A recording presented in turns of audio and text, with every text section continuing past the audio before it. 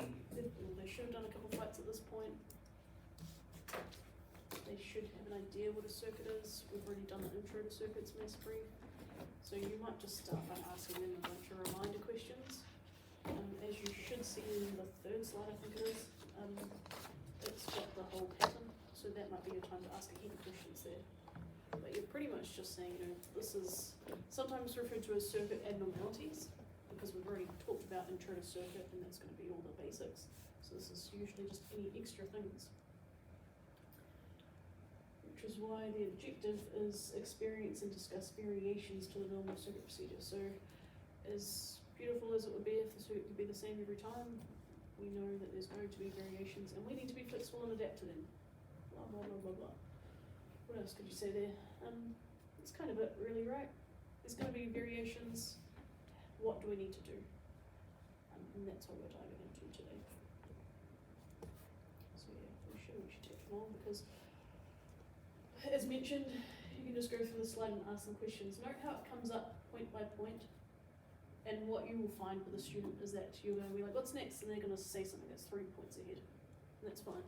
Don't sit there and go, no, you're wrong. Just be like, oh, yeah, but before that, what else could we do? Also note that some of these things might not be in a particular order, right? I mean, you could do radio call after pre-landing checks. I always recommend to do radio call first if you can.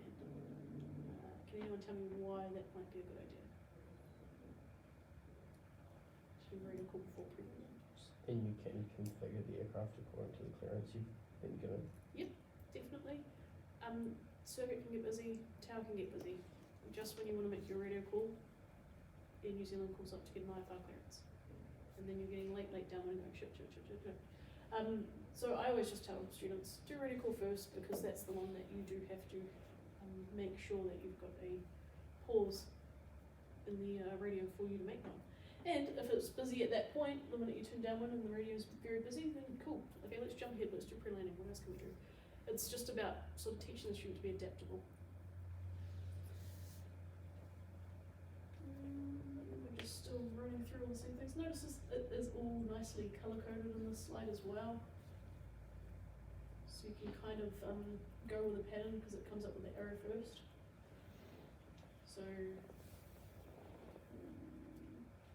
check should be no, the color code doesn't really make sense, does it? No, disregard. In a perfect world, it's just different colour every time. I guess it breaks it up a little bit, makes it prettier. I don't know. Okay, so disregard that. Sorry, I thought that worked well in my head. But we're all happy with how you go through that slide, just question by question, and then you can keep referring back to it. You could also just draw a big one up on the board as well, or maybe have it up at the start before you start the brief, because it would be nice to come back and refer to your picture. If you're teaching a class, then do it point by point. So, Diaz, what's next? Warren, what's next? But what's next? You know, good way to get everybody involved.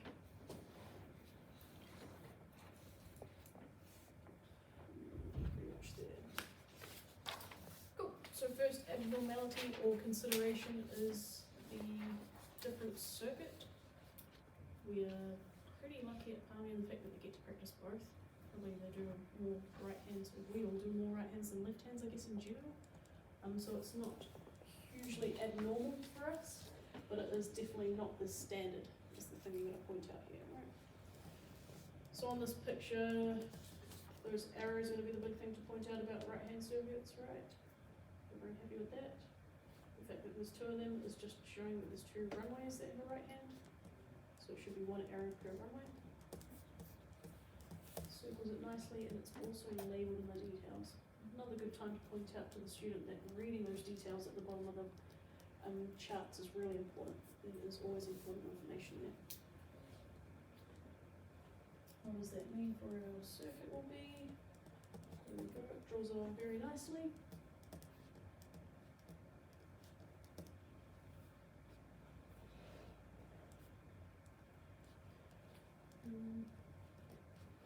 And I guess also pointing out the fact that it's second nature to us, but arrows for the right hand, nothing for the left hand, because that's the standard, so they don't need to highlight that it's a left hand circuit.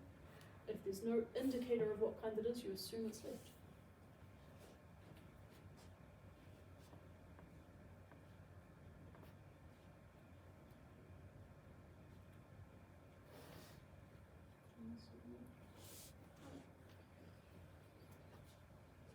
So non-standard circuit, what does that mean? A deviation from the normal circuit, what does deviation mean? Anyone, simple word? Straying away. Yeah. A deviation, so Just a difference. deviate, you kind of go away from the normal, right? Why would we do a non-standard circuit? Traffic separation or traffic flow? This is where you're going to be discussing quite a bit of difference in controlled and uncontrolled as well, of course. So Tower will make those decisions, won't they, about traffic flow and traffic separation? Where they will get you to do non-standard circuits in order to keep there in traffic. And we will go through other examples of ways they might do that. So extending downwind, upwind. Students might have experienced that before. If you're going one-on-one with a student in this brief, feel free to say, hey, remember that flight we did the other day where we got it extended upwind? This is probably why Tower told us to do that. And go in more detail, because there's the ATR coming in, and that's why. All this stuff can be, like I said, very conversational. Bring those examples in, and the more examples you can make up because you're teaching a fake student or you're an examiner or instructor or each other, then just give the scenario. Hey, remember the other day when this happened? Makes it a bit easy to kind of come up with those scenarios if you make it like it's a story that they've experienced.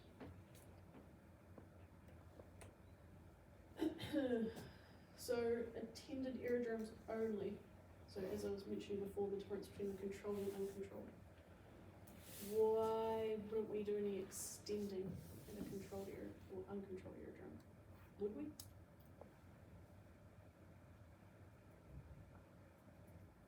Can we orbit? Correct. So we haven't quite got to orbits yet, but that'll be coming up. We're not going to do any sort of non-standard things unless it's for safety at an uncontrolled way.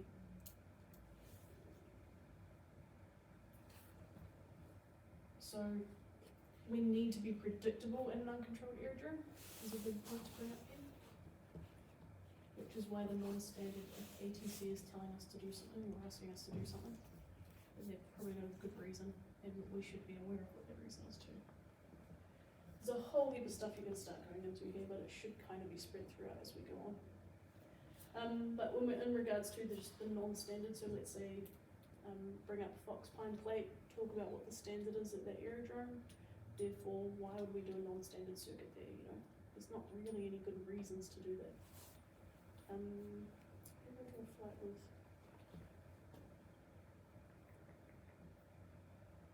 It was and another one of the fit guys at the time. Last semester we went to join at Fox Pine and we were downwind, and some guy came and joined on the non-standard base for the same runway, but just the opposite side. And it was just absolute chaos because they decided to join by the non-standard. Because we're not sure if they know exactly where we are, even though we're making our radio calls and we're looking out for them. And then they did end up cutting in front of us and getting right in the way. So it just kind of, if you have any stories like that, or you can even just come up with an example, say what would happen if this happened, what would you do? And why it's just not desired. Cool, but yeah, bring up some stories, go through those points. Nothing crazy there. Touch and go, they should know what a touch and go is, right? Why do we do them? Should have the notes in front of you. In your own words, why do we do touch and goes? Training. Training? Yeah. Practice, right? Fastest way for us to actually practice how to land. Yeah, I trust you guys to be able to talk about the what. It's explained pretty well there. Why do we want to do them? Yeah. Increase the number of circuits. Usually when you're teaching someone in those first few flights and you're just trying to get them good at landing the aircraft, it almost like, as fast as it is, it still feels quite slow when it's, they can do the downwind, they can nail the approach, but it's the actual landing that they struggle with. 6 minutes of flying and it's only that like last 15 seconds that you really care about. But yeah, that's as fast as we can do it, unfortunately. Touch and go to pricing, memory length, and so on. Well, yeah, you can brush on that, but that's going to be its own thing when we start looking at short fields and stuff. For now, all they need to know is that according to our SOPs, we don't need to do any sort of calculation. That's already been done, and time is plenty long enough.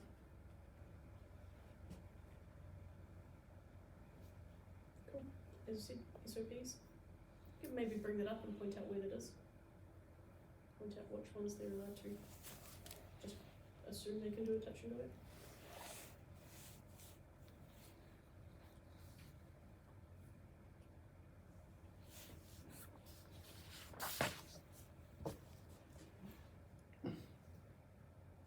Once again, going through the what, so the what on this part, normal approach and landing, keep steering the runway, apply full power and taking off again without coming to a complete stop, which is pretty much just what we're seeing here, right? So what's not in these notes is just talking about the common things I see with students is they rush this part. They feel like they have to go. Because as we know, we put our flaps to take off in this time, and that involves a student looking down, reaching out, and moving something inside while they're trying to fly straight down the runway. So just make sure you emphasize with the touch and go, take your time. Take your time to keep straight on the runway. Make sure you've got your center line. Then do your check, then look up, make sure you've still got your center line, and then we're going full power and around we go. Just think it's early days still. They're still just figuring out this stuff. So give them plenty of time. Once they've got a bit more experience, they will naturally get faster. And you want to keep a real close eye on them if you're going to do a touch and go at a smaller aerodrome. Think like fielding, for example. Fox Pine, we should be doing touch and goes anyway. Fielding, if it works on the E-chart, but yeah, keep a real close eye on them with that. Yeah, it's never fun to see a student reaching for the flap and looking down and the aircraft starts going all over the ship. So just make sure they don't feel rushed.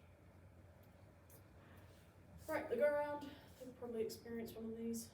Right, if not, that's fine. Just once again, gauge what they've done. So it can be a heap of questions throughout. Do you know what a go around is? How did you do it the other day? Remember when we had to go around because you messed up your approach and you're way too fast? What did you have to do? So what is it? Why would we do it? And here we can just go through examples for everyone. So remember that aircraft was still sitting on the runway, or we had an ATR right up our butt as we're trying to land and we're told to go around. What kind of emergency could we give?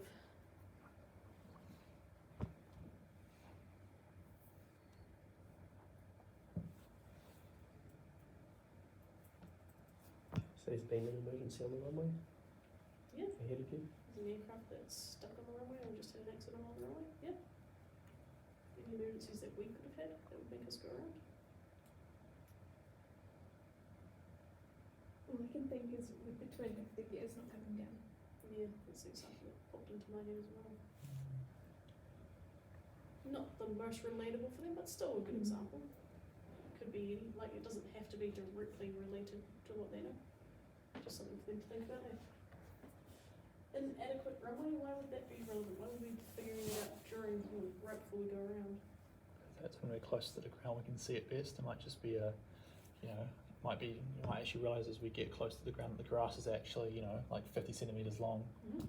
Yeah. And oh no, we can't actually land there, so we go around. Going to a place like Fox Pine, and as you get in, you realise they haven't taken care of the runway at all. They're very good there, but as an example. Cool. It could also be that we stuffed up our approach and we've gotten quite high on the approach and gone, okay, well we don't actually have enough runway left because we've chewed up too much of it. It could be that the wind suddenly changed and you got a tailwind, which are both examples. Also, this one's an example, no, they are both examples later on, but they kind of can cause the same thing, right? ATC has just told us to. It's a pretty easy example, ATC for the same reason as traffic, so you can kind of blend all these together, but try to come up with separate examples if you can. So we've stuffed up our approach. We're too high, we're too fast. Could be we're too low, we're too slow, right? Doesn't have to be those two options. Wind change. So we should always be having a quick look at the windsock whenever we come into land. And bounced or balloon. Is everyone happy with what those two things are? Cool, because you will need to explain it to the student. I would recommend, I mean, you can draw it on the board and kind of draw a flight path.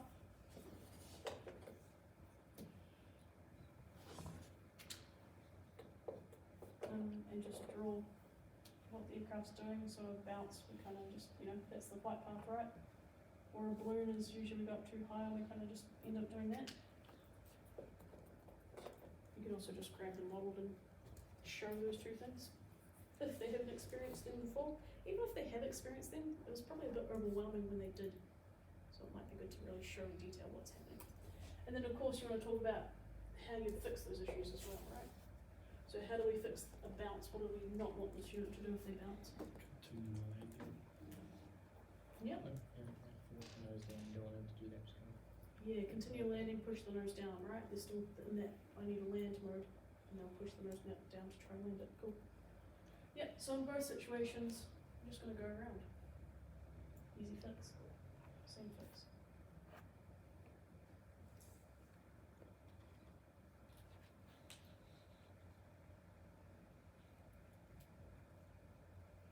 Cool. Kind of the same-ish path. Of course, we're just making contact on one, aren't we? Try to power and go around.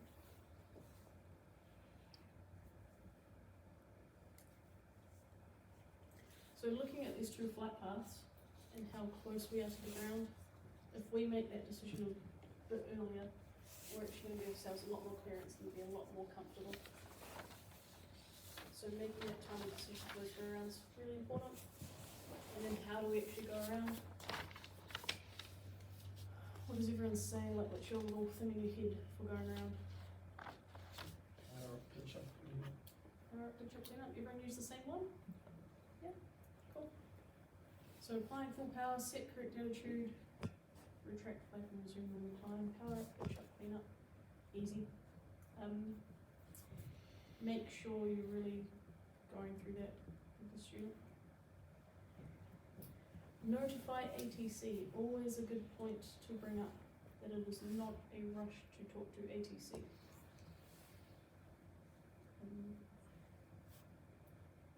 See it all the time, people are just a bit powerful, they've just lifted the nose up and they feel like they need to have tower. Take your time with that, it is your least priority. And once again, aviate, navigate, communicate is probably worth writing up on the board at this point too.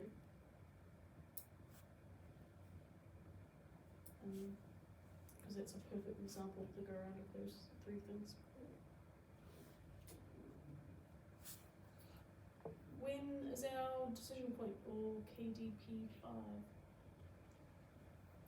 300 feet AGL. 300 feet AGL. So when we're talking about timely decision, 300 feet AGL is kind of where we should be going, oh, yep, we're on speed, we're on slope, we're on centre line, continuing. Or we're on speed, we're on slope, we're way off centre line, going around. So in regards to that timely decision to go around, bring up KDP 5, tell them what it is if they don't know already.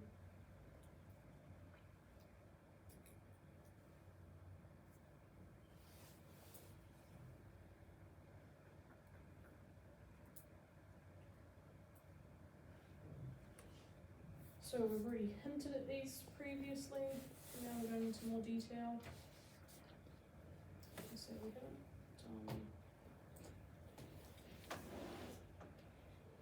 now we talk about rate ones and turning, don't we? So we've talked about them, but we probably haven't practiced them. So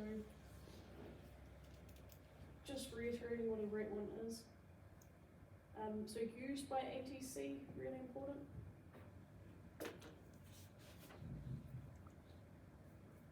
Carried out most commonly on a downwind leg. I've heard a crazy story before of a, I believe they were instructor at the time, doing an orbit on vinyl decision. But most commonly on downwind, where else would you potentially see it? Like base or crossing maybe? Yeah, maybe upwind if it's a really far upwind, you know, sometimes you get extended. Yeah, but definitely not on Final Line, that'd be the big one. So most commonly, very unlikely to be on the others. 360-degree, rate 1 or medium term. It's probably good to give the student the option, because if we say, I mean, still go through rate 1 is this, you know, 10% plus 7 of your airspeed.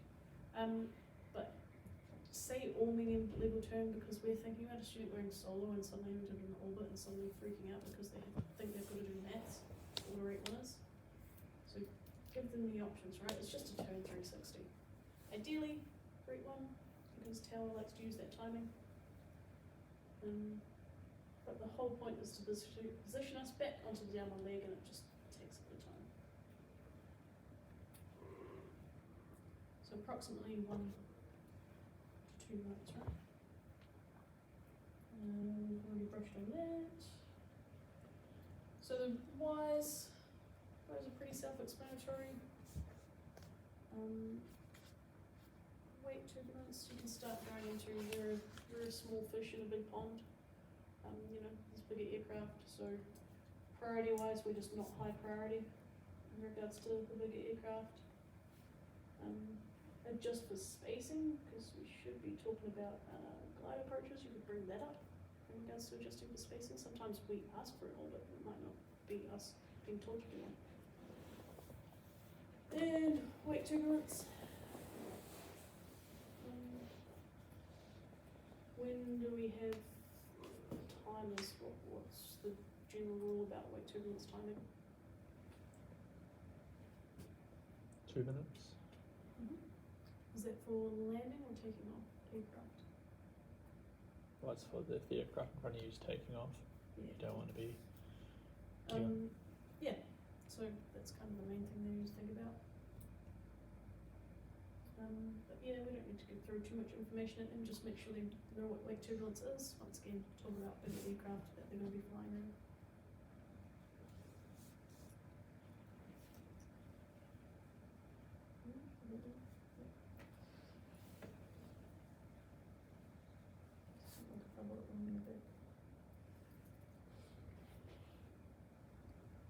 So there's our formula that we talked about. It's important to know that, like I said. Sure, then that easier way, which we've got displayed there, pink line of the HSI. Everyone's happy with that? No one, that's not new information for anybody? Fantastic. Finishing where you started. Allow for wind is a big one too, right? Whenever I'm doing circuits at Palmy, I always point out bunny thought to the student so that they know, in regards to orbits, so that they know to stay within bunny thought. You really don't want them going out of the zone. And the only way that's going to happen is like a crosswind. Today we've got a big crosswind going that way, which isn't very often. But then vice versa, you know, if it's coming from the north, then you get pushed over the runway, and that's not good either. So just really point out to them to allow for that wind and make sure they're staying in that general area.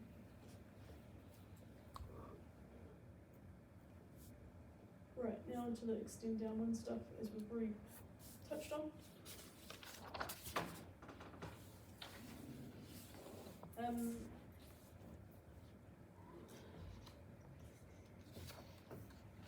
Yeah. Improve separation. That's kind of the main point of that first point. Past the 45-degree base turn point. And we need to be flexible in what power setting we're going to set.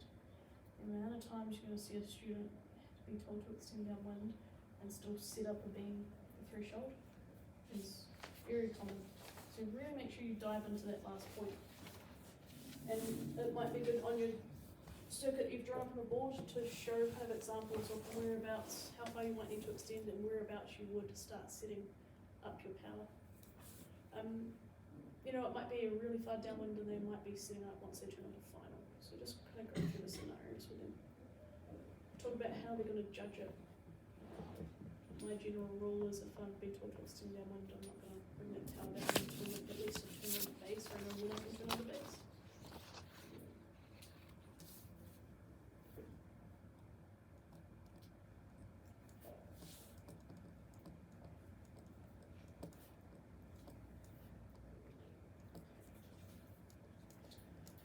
Does everyone remember being a new nervous pilot and worrying about the runway changing and how you're gonna reposition for it? Yeah? Yeah, same. So make sure you kind of talk about how this isn't really a big deal. It's pretty simple. There's a couple ways you could do it. So we're changing for the new runway. Biggest reason is gonna be wind, right? So changing wind direction, which is gonna mean changing runway, or ATC traffic is changing because the runway is changing, right? Sometimes you'll get a IFR aircraft out on the opposite runway because it's variable wind, and that just is way easier for the aircraft. And usually they just keep the runway changed to that point. Sometimes they don't know.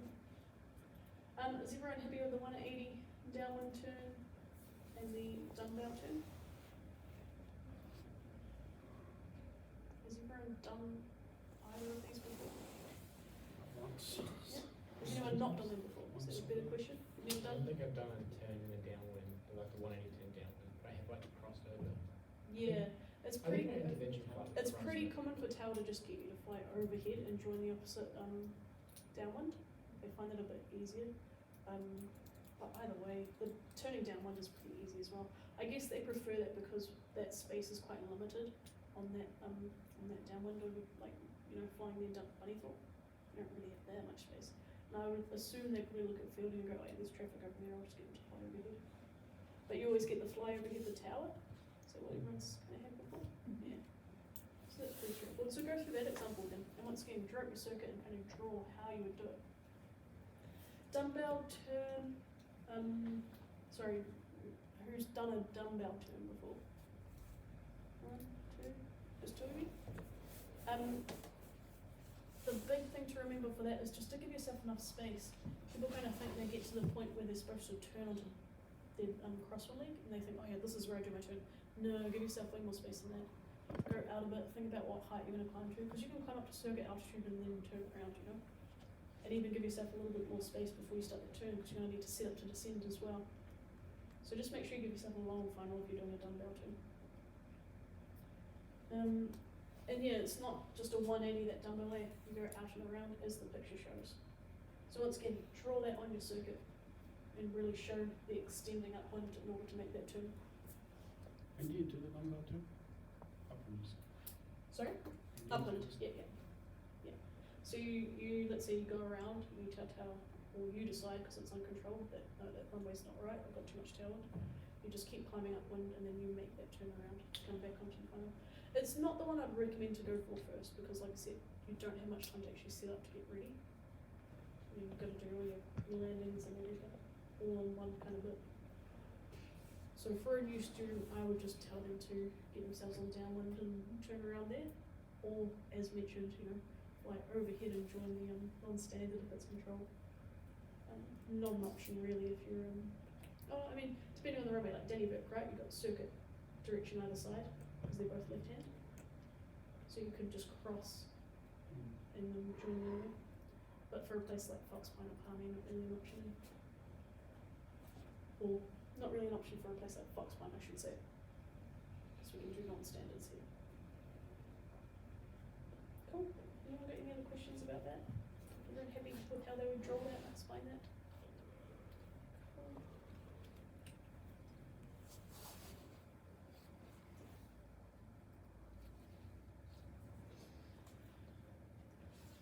Alright, wind shear.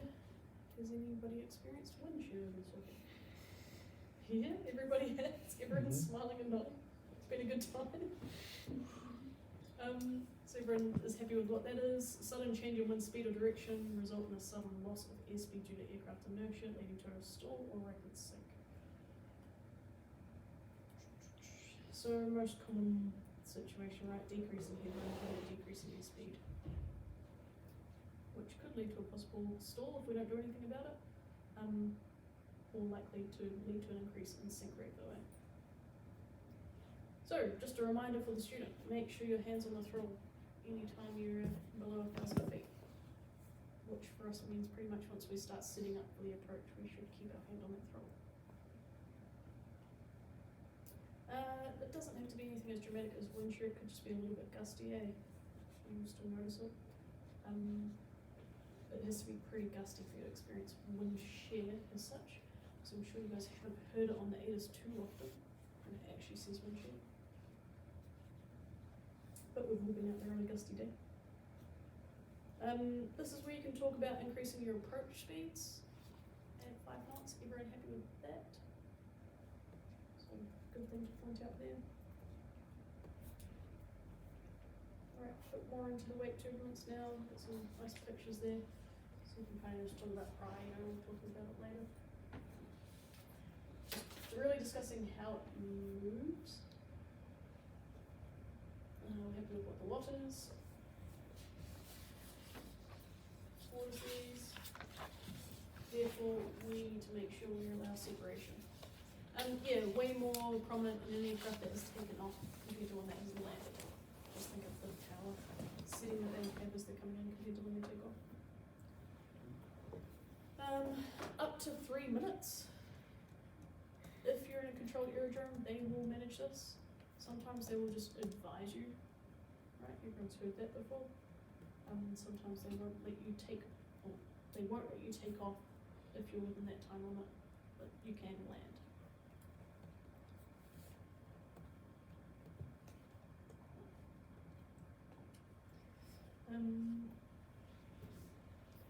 Got some numbers on here. So the vortices that we're seeing in those diagrams. Can you guys read that on your paper? You might not be able to read it here, but pointing it out to them. So it says about 5 miles behind is when you can experience them. And it's about, yeah, I guess that height's kind of saying this one here, 500 to 900 feet below, as it will fall down, of course. It'll go out and down. And there's that time limit because we're waiting for those vortices to sink and die down and calm down. Right? Everyone's happy with that idea? Just, it's like a wave and it's just dissipating.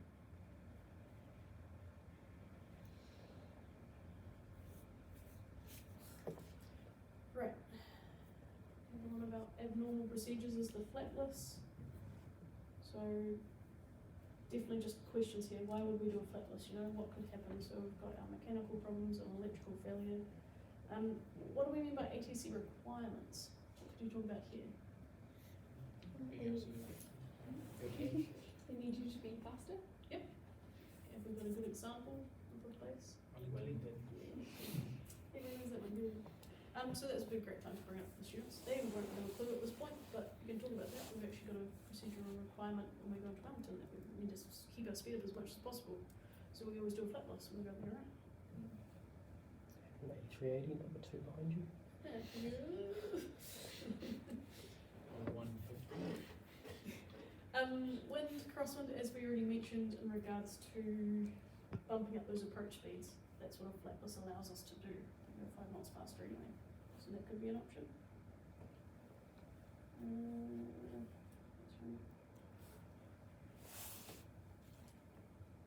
Really important to point those considerations out. Less drag, therefore we're going to have a higher approach speed, a higher nose attitude and less forward visibility and less round out required.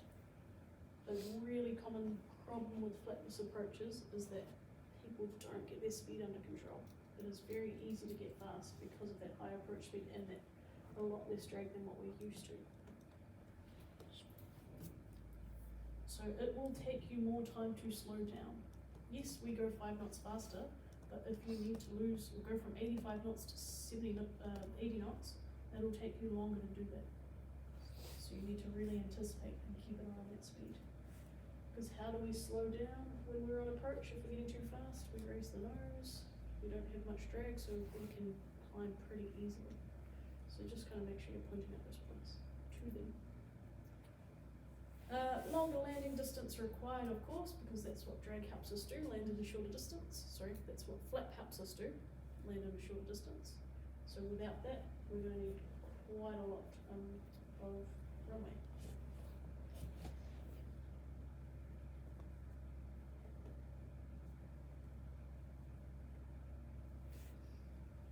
Alright, let's look at what those attitudes look like with flap, without flap.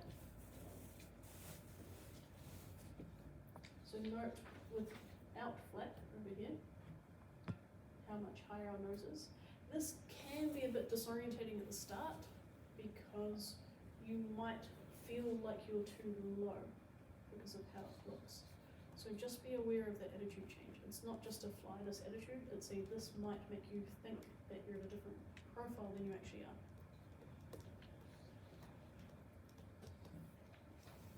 And you can easily see that between the two pictures, right? Because of that long gap between the runway and the combing compared to this one. This one will just naturally, you'll feel like you're low.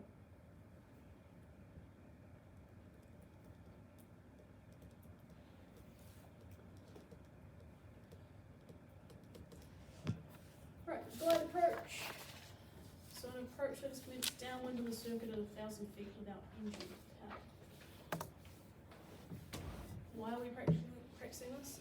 It's in case we were to have an engine failure in the circuit, then we have a procedure that will help us get back on the runway.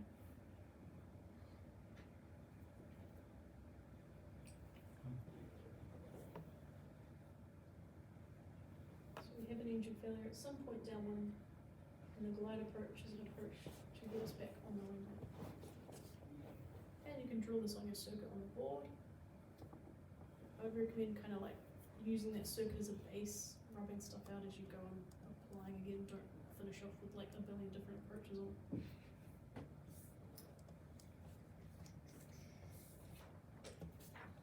So we need to fly at best glide speed. Can you tell me what glide speed is?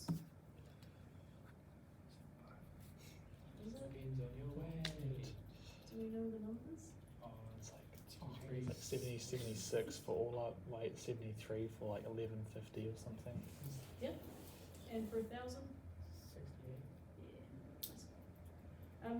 So that is worth bringing up the SOPs and going through those numbers as well, right?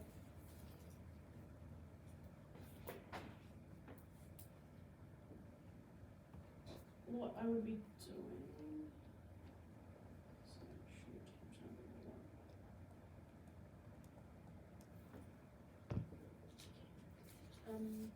Is it should come up? No, it's not. There should be a push coming up, right?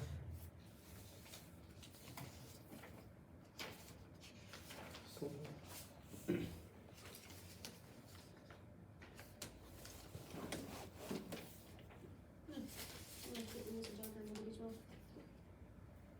No, then I would just be going through these points while drawing it on the circuit on the board. So talk about best glide speed, show on your runway where the third of the way into the runway is. Then you might be drawing different wind strengths. So just actually draw what I'm talking about.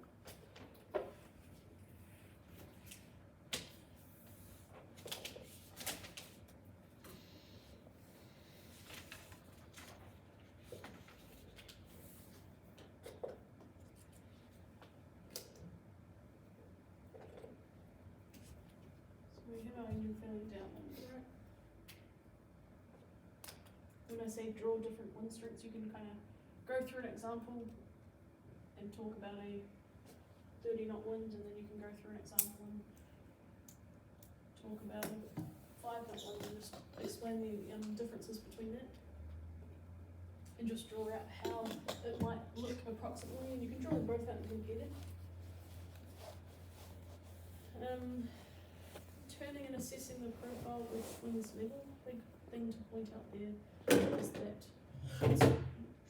it is very hard to assess the approach. If this is my runway and I'm coming in like this, it's really hard to assess the approach while I'm turning it. So you want to point out to them that it's wings level, and then you're assessing, you're making a cut, deciding there. What we really want to avoid is that constant turn in, because we aren't doing any judging at that point. We are just turning. And once again, different winds. There might be times when you're going, wow, that's a really strong wind, I'm just going to turn towards the field and hope. You know, that is a tactic in really strong winds. Right, flat reduces lift to drag ratio, reducing range. Flat should be used only when absolutely sure you can make the third aiming point. Flat can be used to bring the aiming point closer to the threshold, increase landing distance available. A lower nose edge must be used to maintain glide speed. So this is where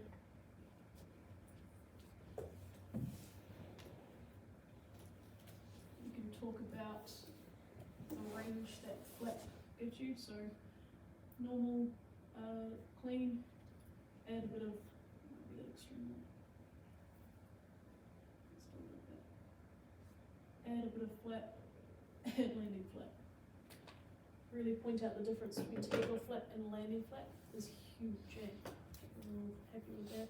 You put, you got takeoff flap out, everything's looking great, you think I'm definitely gonna make this. Stick landing flap out and all of a sudden it's diving down. So that's what that flap should be used only when absolutely sure. Is really mainly for landing flap, right? You really need to be sure for landing flap. The terms I always use here, personally, I always talk about flap as in takeoff flap is I use when I'm happy that I'm gonna make it.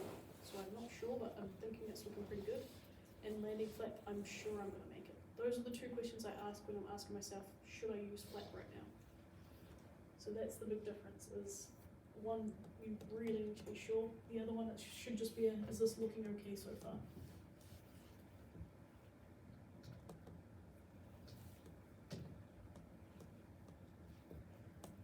So movement of the aiming point on base leg is what we're using to judge, right? Now that doesn't really work for everybody. I don't know how you guys feel about that. Has it always worked for you guys? No? Has it worked for anybody? Does anyone look at that showman point and go, yeah, that's moving? Kinda sometimes, for me, it's kinda like it's moving away, not up or down, more personally, but that's when you're coming side on.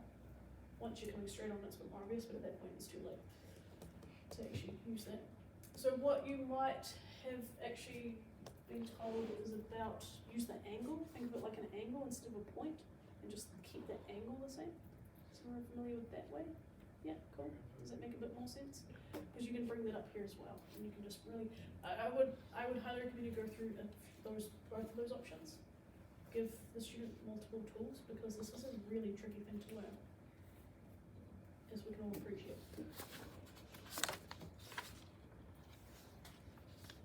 So if we're getting low, the aiming point's moving away or our angle looks very low, we are going to consider turning onto or towards our field a bit earlier, turning onto final a bit earlier, or we are going to consider delaying flat, and we're going to use higher bank angles. So we're going to make sure we're not stuck with an angle bank for too long. I recommend kind of like small but quick cuts. Would that consider turning onto final earlier? I'm not a fan of that wording, because if you're quite low, you might not have a final leg as such. That's ideal, but we're not talking about ideal. We're talking about just getting on the runway. If we're getting high, or our angle looks very steep, base leg can be extended, or the turn widened to pass through the centre line. If there is a need to use flat earlier, because you're grossly higher than flat is used earlier. One thing Russell taught me was, in regards to watching a student doing these, was that when they are turning, they are telling me that they think they are low. So, yep. And when they are using flat, they're telling me that they think they're either on profile or maybe even high. What you really want to look out for is a student turning and throwing flat down at the same time. That doesn't make sense. There are maybe a couple times where it makes sense if it was just the first stage of flat, but if they're doing full flat and just, really heaving on towards the field, it's not stable. So when it says getting low and consider lowering flat, if you're getting low, you shouldn't be considering flat, right? So just kind of point that out to them, that turning means you are maintaining your profile or you're trying to get a bit higher. because you think you're low, and using flat means you're trying to maintain or you think you're a bit high. So you've got those options and make them think about them as separate things. Then we go through some pictures, so there should be an animation, I think, yeah. Cool. Not the best example, but it kind of gives them an idea. So you know what I mean by kind of like, it looks more like it's moving away to me personally than this picture is showing it just moving up. But you can kind of imagine, it's just not the best thing. What I recommend is after this, just tell the student, you know, this is something you're going to really work on is judging this. It's going to be the hardest part. And we will practice plenty of these to help you build your judgment.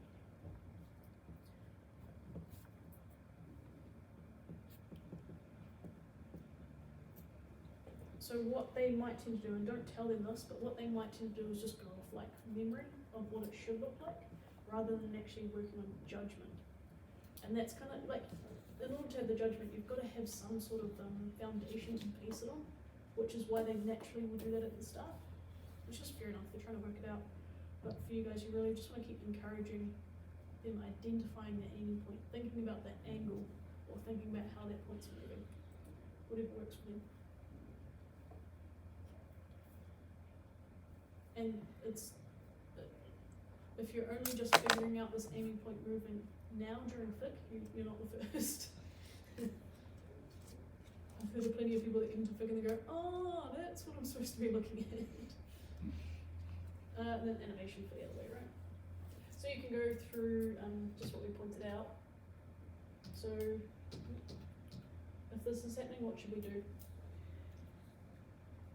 Turn in. Turn? Cool. If this is happening, what should we do? Don't turn in. Cool. Yeah. Don't turn, maintain wings level, consider flat. Cool.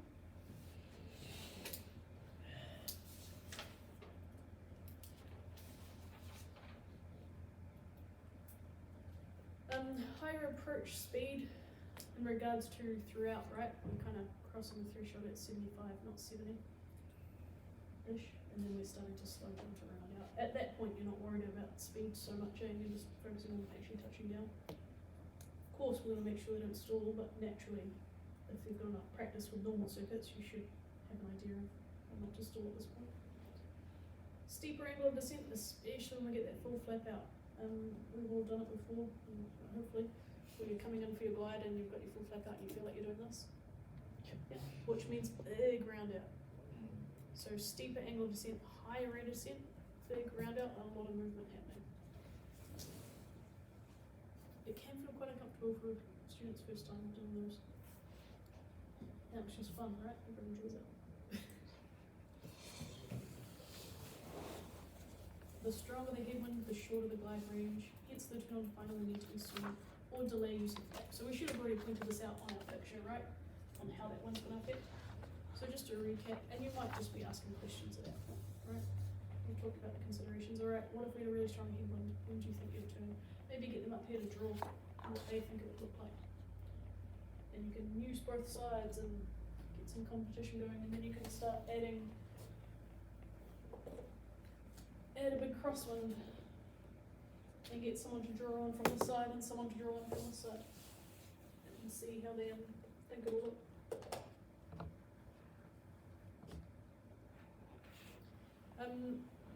So a big thing to point out at the end of that is that no glide approach is the same because the conditions are always going to be different. So we will need to practice these in many different conditions in order for you really to get the hang of it. Which is why for you guys when you're teaching this, make sure you do a couple of non-standards if you're at Palmy for glide approaches. Don't just sit there and do 10 glide approaches all on the same runway, the same circuit. That's what I mean. All the right hand for runway 25. Throw a couple of left hand for 25s in if you can. And better yet, go practice at different aerodromes as well.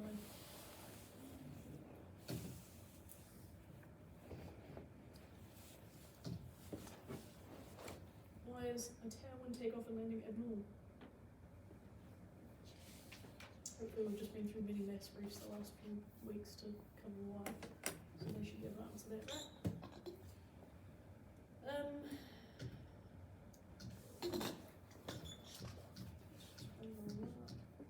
Kind of reasons why you'd do one. tailwind are we allowed? 5 knots. Yeah, that was 5 too. Let's say SOPs. Make sure you refresh yourself with the SOPs. So if Tower asks if you're willing to land with the tailwind, make sure you know what the number is, and just make sure it fits your SOPs in. There might be, like, if you had really severe sunstrike and the wind was 6 knots of tailwind, I would probably take that and just do an occurrence report after explaining why I did what I did. You know, as long as you back yourself up, right?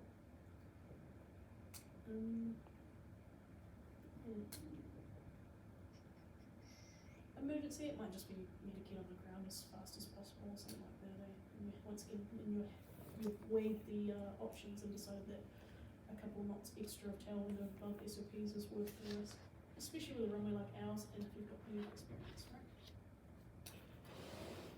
Climb angle, so just, you know, make sure we're talking about what are the threats of the tailwind takeoff and landing. And it's going to be a big difference to what you're used to. The 10 knot headwind is going to be vastly different to a 5 knot tailwind, even though those aren't very big winds. But it's going to change these by a lot, so that obstacle clearance height is going to be a lot harder to achieve, whatever it may be. Tendency to raise the nose to match normal climb angle, like we looked at with the climbing and descending brief that Callum gave us earlier. You know, that diagram that showed what your angles are going to look like. That's what you're talking about essentially, right? Is how vastly different it's going to look. Can easily lead to the stall because of that tendency to raise the nose. So make sure that you're acknowledging that it's a threat and that you're increasing your scan rate and keeping an eye on those things. Descent angle, shallow. Yeah. Same thing, right? So you're going to come in to do a landing and go, this is a bit harder to get on profile than I thought, I'm too high. And you look at the windsock and go, oh, that's fine.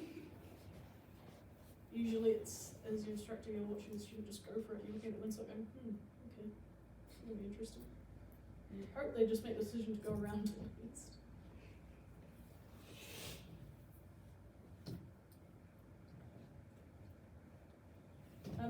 Just a side note, in regards to that sunstrike, we put a note here that says, it's runway 25 after a really long nav flight, and you've got a dirty windscreen because you've just been on a long flight and your windscreen's probably covered in bugs. You can imagine coming in at the end of the day, you've got the sun perfectly in the runway, and you're really tired, and you've got bugs all over your windscreen, and you're just coming to land, and you just can't see anything. So you really paint a picture for them about why you might make the decision to land on the other runway.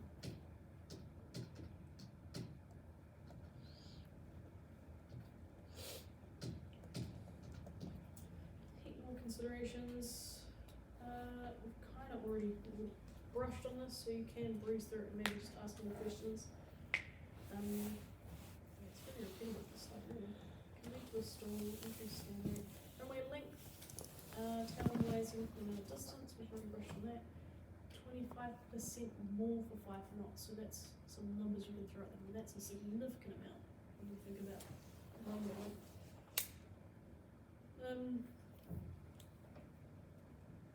Extra ground speed required for the same indicated airspeed. Touchdown point will probably change.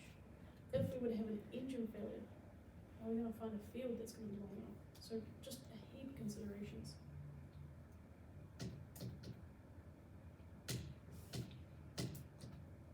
Cool, there's our SOP, so not exceeding 5 knots. The runway must not be less than 1,300 meters, full length available. Non-dual operations must be PPL license holders or above and previously checked by an instructor, so proxy approved. So you're pretty much just saying don't do this solo is the same thing to say in the brief, but they can do it if they deem it important. You know, if they are pre-PPL and they come in with that scenario we talked about, and like I said, that might be a discussion they have with base, or they might just have to make that decision themselves as PIC, and like I mentioned, you know, do an occurrence report after, but own what you did and the reasons why you did it. So, according to this SOP, if you did that landing with a 5 knot tailwind and you had a PPL and you'd been checked by your instructor, then you wouldn't need an occurrence report, right? You haven't busted anything. And you can talk about about KDP 5 here again as well in regards to that talent. You know, we've already discussed all the threats and all the things to think about with it. Let's make sure that we're really making that decision on final because of all those threats. Does it actually look okay at this point? So this should be a bunch of revision because they've done FRTO. So I'm just going to bring all those up.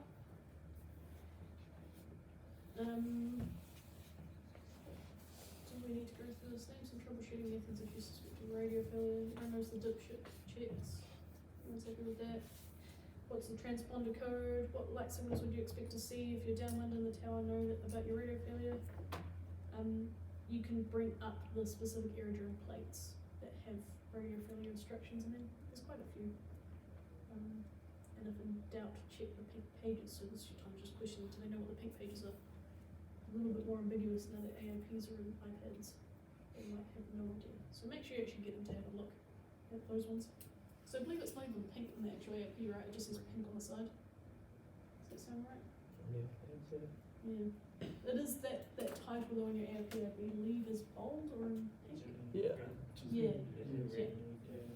So it's at least highlighted there. So they should be able to find it easily, but make sure they know where it is. So yeah, just ask them those questions. Like I said, they should know that from FRTO. As mentioned at the start, you know, we should have brushed on Aviate, Navigate, Communicate, especially with that go around. So just revising. In the circuit, it can get busy. The most important thing you should be doing is just flying the aircraft. VFR, unattended or special VFR. Tell them these are some numbers to remember. Maybe give it to them as homework. Tell them they won't go flying in their next circuit lesson if they don't know that. Up to you. VFE. They shouldn't have an idea. Just make sure they know it once again. Might just be questions here.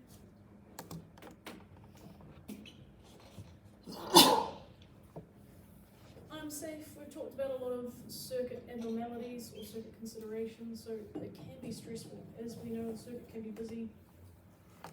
Make sure you are thinking about safety first. Prioritize what needs to be done. If you don't have the capacity to make a radio call to tower, but you can just land the aircraft, then just do that. Get on the ground. Be safe. Decision making. You know, go around is such an important decision making task early on, and deciding when you should go around or not.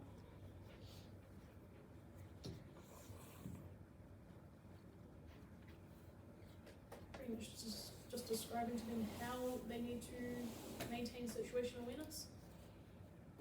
This is honestly probably more of a thing for you guys as instructors. When you're brand new instructors, this can be the hardest part, is teaching circuits and making sure you're aware of everything else going on around you while your students struggling to fly a circuit. Because not only do you need to make sure that they don't crash and kill you both, but you've got to make sure that they're flying within limits and ish, you know, they're flying well enough. Plus you're making sure you're paying attention to everything the tower is telling you, and then on top of that you're making sure you're paying attention to anybody else around you so you can make sure that you're keeping clear of them, because you can't rely on tower completely, right? So this is where most new CCATs are getting occurrences, is teaching circuits at the start. They're forgetting to extend upwind when they've been told, or they're just not paying attention to what else is happening around them. So yeah, big thing for you guys, but definitely just really emphasize to the student that they need to start working on this, and you will be doing most of it, I guess. And you might just go out there and it might be a really busy day, and instead of focusing on their circuits, you might just be flying a bit of the circuit for them and asking them to pay attention to the traffic. So just because it's a really busy day and it gets in the way of the specific thing you went to teach, take advantage of it and make sure they walk away having learned something.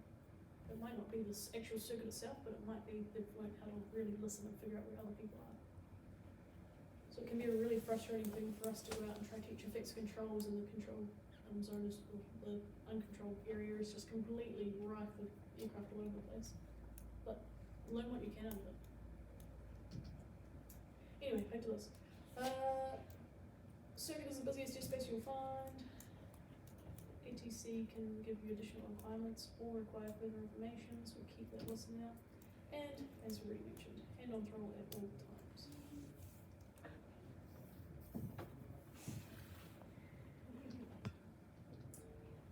in regards to that, I'm safe, because I kind of breezed over that, just the stress. There's a lot to learn in the circuit, so this is your time to say, hey, make sure you revise that circuit. Remember that pattern we went through at the start, make sure you know that back to front. Because that's the easiest way for you to reduce that stress, is to really memorize all that stuff so it comes to you second nature and you can just do it. There's already enough to do in the circuit, let alone trying to remember that stuff you could remember on the ground.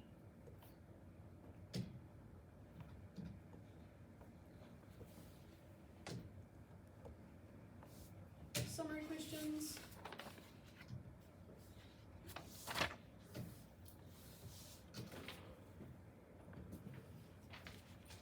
All recapping, there's nothing new there that we haven't talked about. And look, it says what I said before, if you don't know, we won't go. It's a pretty serious one, like, I'm pretty lenient for students in regards to other handling if they're a bit unsure, but circuits is not, it's not the time to learn your checks in the circuit. You need to learn them on the ground. So there's a few different ways you can go about it, but I just highly recommend you make sure you do this stuff. So yeah, really emphasising to them, do your homework, make sure you learn those checks because I will test you before our next circuit lesson. Cool. That took us about, when did we start?